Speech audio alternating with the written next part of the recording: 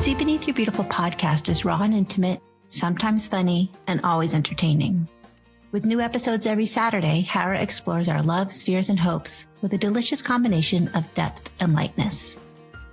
Today we interview Aida, and she discusses domestic abuse and how to find peace through forgiveness and emotional responsibility. Aida, will you please introduce yourself and tell us a little bit about you? My name is Aida Vogt. A little bit about myself. I am a wife and a mother, a daughter, a sister. I have an extraordinary group of friends. I have an exceptional family.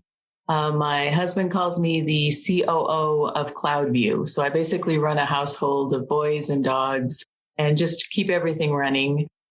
I am a fashion designer. I currently am designing a line of clothing for little girls. I also am a writer. I write primarily articles pertaining to healthy relationships with teenage girls. And I also am blessed to train with a dear friend, a class specifically geared for healthy relationships, emotional responsibility for teenage girls between the ages of 12 and 15. And it's called the Girl Power Zone. So we have a blast with that. That's awesome. We met because you came to do a photo shoot with me for See Me. And at that time, you chose some words to put on your back to claim as your own.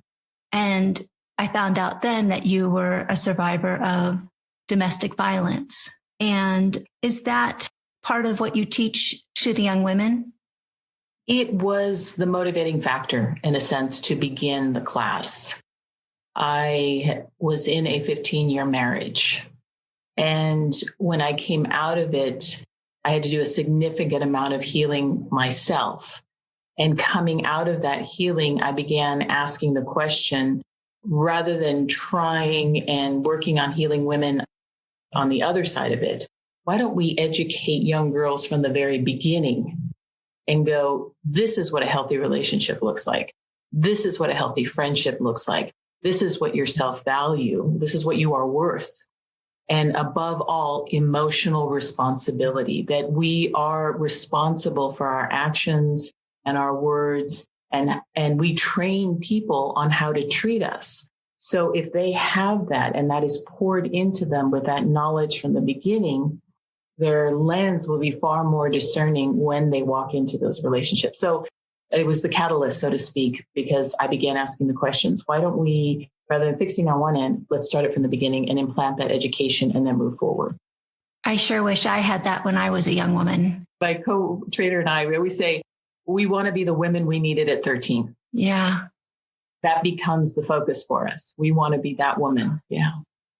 The girls that are in these classes, how do they find you? We promote it through everything from Facebook, through churches, schools, any type of youth group in the area, word of mouth. Ironically enough, we've been running the class going on 8-9 years now. The very girls that began with us send now their little sisters, or we have a connection with the Department of Health and Welfare. So I contact the social workers there who have girls that are aging out of this foster care system, which ironically enough, those are the very girls that were more than likely pulled from an abusive family. And now they are 17, 18 years old, which the likelihood of them turning around and walking right back into a relationship that is abusive, having a child, and that child then being taken, it is a vicious cycle. So those are the girls that we really want to target. And it doesn't matter demographic, financial situation, even race or religion, it doesn't matter. This is an issue that pretty much taps just about any demographic that there is, whether it's faith-based, whether it's not faith-based, wherever they may be. It's prevalent pretty much everywhere. Visually, you look middle-class America or sophisticated. And in my head, my stereotype of somebody who's been abused. Growing up myself, coming out of college and beginning to date and so forth like that, I absolutely was guilty of that judgment. This sort of thing only happened to those people, the uneducated ones that they had no idea. It was never something that would tap into my world. I come from a Mexican family. Divorce isn't part of it. Raised Catholic. My parents are about to celebrate 57 years of marriage. My brother has been married 25 years. I mean, marriage is sacred to us. And so you go into it with all the dreams, all the hopes, this is the person that I'm picking to spend my life, raise children, raise a family, buy a house, and we're going to grow old together. That's where your mindset is. So I didn't come from abuse. I had no idea. In my head was that this was normal marital behavior. And later on, I came to find out specifically the definition of it, because it isn't until it's defined to you that then it becomes real. So when you look at domestic abuse, it's a defined pattern. And that's the key word here, a pattern of behavior in whatever relationship you may be in. You can be a man or a woman, whatever relationship, but it's this pattern of behavior that is used primarily to control an individual. It can come in the form of whether it's sexually, financially, verbally, spiritually. It could be used through scripture, God. They could threaten to hurt our animal, our property. My car keys were taken away from me. I was controlled. It's any type of consistent behavior. I thought, I must be going crazy. You're absolutely blaming yourself. But I didn't realize my self-esteem was low. I married later in life. I was closer to 30. So it was that pressure. Oh my gosh, I'm never going to get married. I'm never going to have children. No one's going to pick me. So you go into this thinking, oh gosh, thank you so much for marrying me. I mean, the setup is perfect. Yeah. That's what's so difficult about this. And then what's extraordinary, like I said, I was married 15 years. It didn't happen right away.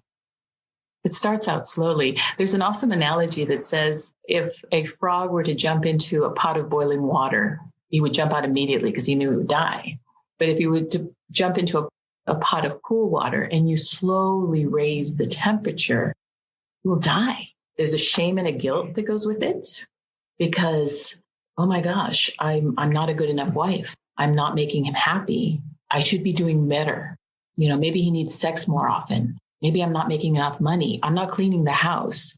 And then there's pride, because if you were to go back to your family, like I said, I mean, I have long-term marriages around me and go, oh my gosh, I picked the wrong man. For me personally, there were so many things that kept me there. I did not have the right tools at that time to identify what was happening to me. I distinctly remember a time, the first time, the outburst. My oldest was about 2. And I even went to my parents going, this doesn't feel right to me. There was like something wrong. And my parents were like, no, this is part of marriage and so forth. So they didn't know. So we went back. Well, and there's a fear of not having money, the finances, and having your kids being from a broken home. There's guilt with that. Yeah. And there was a lot leading up to that because in my case, I had financial abuse, verbal abuse, and psychological. I mean, everybody assumes that it's physical. There's a myriad of other things that can happen. So I had threats of violence, that things that would be done to me if I didn't behave. Constantly being told that I'm going to leave, but if I leave, you'll be homeless. You don't know how to handle money. You guys will starve without me. There is a cycle to how these things happen. And I didn't know that yet. You justify, you are doing everything you possibly can to keep the secret inside your house. My oldest and I had hand signals. I would come home, he'd be outside raking the front yard, and he'd give me a hand signal that would tell me what was waiting for me at home. Oh, wow. So it's impacting the children. Yeah. When I left my husband, my oldest was 6 years old, and she said, you don't slam doors anymore. You don't realize how you're changing. Actually, you're changing and you're dying to yourself because you're desperately trying to accommodate this person's needs in order to keep the peace in the house. And so part of you is dying slowly.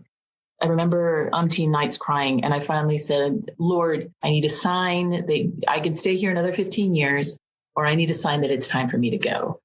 And the next morning, finding a concealed weapon request in the file cabinet for a man that had never had any interest in guns whatsoever. It accelerated and it snowballed. Restraining order, hiding, changing of the locks, him stalking us, him getting arrested. So I reached out to my pastor from my church, and he in turn put me in connection with a woman who was the resource for an organization called ARMS. And ARMS is Abuse Recovery Ministry Services. And it's really interesting because you still think, okay, no, this thing that you've been holding on to for so long, it's like the moment I let this out of the bag, I'm an abused woman. So I held on to that card for like 6 months. What is extraordinary about this organization, they're based out of Oregon, is that it's a secret meeting in a sense of women who are in the same situation as I was. And it's a weekly meeting, 15 weeks of classes for free, and they run continuously. They never stop all year round. And you walk into this room where you do not have to explain what is happening. You do not have to explain what you're feeling, what you're sensing, or what you've been through. They literally can see it on your face. And we start defining what has happened to us. We define what is abuse and what is this pattern of behavior. We discuss the cycle of abuse. And that was the first time where they told me he starts with feeling guilty for what he's done. And he's sad and he's remorseful. I'd get gifts. I mean, I would open the garage door and there'd be a brand new patio set. We'd go out to dinners. All these things we could not afford, but it was the guilt. And then he'd turn around and rationalize. You got me mad. And that's why I lost my temper. And that's why I got mad at you. And that's why I screamed at you. And that's why I threw the cell phone at your head.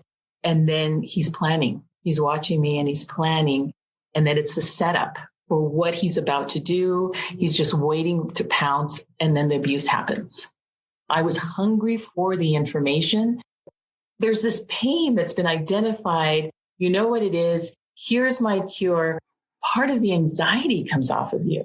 And so your value begins to grow. Your sense of purpose begins to grow. The ability to even get through the day increases because, I mean, at this point, I now am handling a mortgage, raising 2 boys by myself. There's bills. He was the one that handled the finances. I mean, I handed over my paycheck. Now all of that is in my lap. You go from thinking I can't do anything without him to I am capable of handling my finances. I can give the love and support that my sons need. I can bring in the people that they need to help us. My family is in this. I am not alone. My God is with me. I am capable of doing these things. I am strong and I can thrive.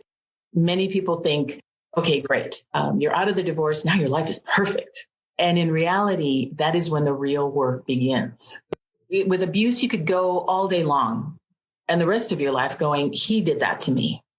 I am the victim. I was hurt. He did that. He's the monster. He abused me. That term victim, after a while, I'm like, I don't feel that anymore. I acknowledged that I was abused. I acknowledged violence was done to me by this individual. I'm acknowledging that it was wrong. But another part of it for me then to be free and to move on is to forgive this individual. I was so angry. I can't express this anger I feel toward this man with my children present because they are half his. There's already damage and I can't add to that. I can't. So I need to let this out. And finally, I said to myself, I go, Lord, I need to see him the way you see him and then help me release this. And it still took some more time. But I finally am there. It was 7 years after the marriage, but a lot of work. And then the cool part about it is protecting the peace because there are times where I had to say no to individuals and situations and jobs and men because no, I like my peace. This is an awesome place to just glide right now. That's awesome. My girlfriend left an abusive marriage and they had a young son at the time. And she changed his name in her phone to her son's name, Dad. It's my son's dad. Instead of the husband that she didn't want anything to do with, she tried to remember that this is his dad. It's sort of like you're saying about how, how does God view him? Let me have a little grace with him for my son's sake. If he had a choice between having a parent, not having that parent, or having a wounded parent, broken parent, they would take the latter anytime. I don't know if there's any of us that are not wounded in some way. You have to have grace. Your ex-husband doesn't know the cycle of abuse. He didn't think, oh, I'm going to do it this way. They're not really villains. They're just messed up in their own way and take it out on you. Do you think that's true? I think very much so. It's a learned behavior. But also for me, when I see him now, there was such an extraordinary amount of fear and self-doubt on his part. Last summer, my youngest finally sat down to me and asked me, Mom, what happened? I said, if at any point in that 15-year marriage, he had said, I'm scared. I don't think I'm being the best husband that you need. I don't know. I'm not sure about these finances. I don't know if we will be able to buy a house. Am I going to be a good enough father? Like if at any point in that time, if he had done that, I could have gone there too. And we could have both been incredibly vulnerable and said, you know what, maybe we don't. And we need counseling or we need guidance or we can ask our friends. Never in the 15 years was that said because the skill set wasn't put in and he didn't have it. He had never seen it. And I know enough simply because of the relationship with my sons is so valuable. I say there was no handbook when you guys showed up. I am doing the best that I can with what I got. And there are going to be times I nail it. And there are going to be times I am falling on my face. Please say something. If I have hurt your feelings, if I am way out of line. I love that Brene Brown line where she says, okay, the story I'm telling myself. My ex-husband is telling my daughters stories of how I handled things after I asked for a divorce. And that is not how I see it. And what I am, though, is sorry that he thinks anything I did was malicious. I feel just sorry for him that he's got no peace around it. So you help young women. What is something that you want the listeners to know that you teach to those young women? It's very easy to sit and go, my job is horrible. I hate where I live. My boyfriend doesn't appreciate me. I'm not making enough money. What do I need to do today, right now, so that I can change my circumstances? I can change my situation. And do you want to be right here a year from now? Basically, the nugget, the pearl that I want them to walk out at the end of the class is to know that they can do something on a daily basis, the way everybody else can, to alter where they are, what is hurting them, to take responsibility for that. If you're not feeling happy or content with yourself, there is something that you can do about it. If the group of friends that you are in are hurting you and are causing you pain on a daily basis, you can change that. If what you're reading on your phone or on social media is an attack, you can turn that off. I'm going to lose connection. I go, well, then is the connection that you have currently serving you? We can buy something, we can drink something, we can have sex with somebody, we can do all of those things that may think, okay, this will fix it. Take a look at where you want to be and what do you need to do. I'm not asking you to dump all your friends today, move, shut down all your social media accounts. You don't have to do that extreme. What's one little thing today that you can do and say, you know what, maybe I won't go on Facebook today. Maybe I won't check my Twitter feed. And then I'm going to go take a walk. I'm going to call up my friend and go, you know what, let's go take a ride and go to Jamba Juice and get something. You know, I can see that my mom's had a bad day. Mom, tell me what's happening. And maybe you can do that. There are other people watching us who may be right on the fence themselves. By making that really hard decision, you have now empowered 7 other people behind you. And those are 7 other people that would have been hurt. It is ugly, it is hard, but it is so worth it. And now I know, especially when we're going through some ugly things, I go, we're going to keep going because I know how extraordinary the other side is. I wish I had known as a young woman to take responsibility. Wow, thank you so much. This was so great. I just love your perspective, Aida. And thank you for listening. To subscribe to the podcast, check out our other episodes, and to keep up to date, head to seebeneathyourbeautiful.com. See you next week.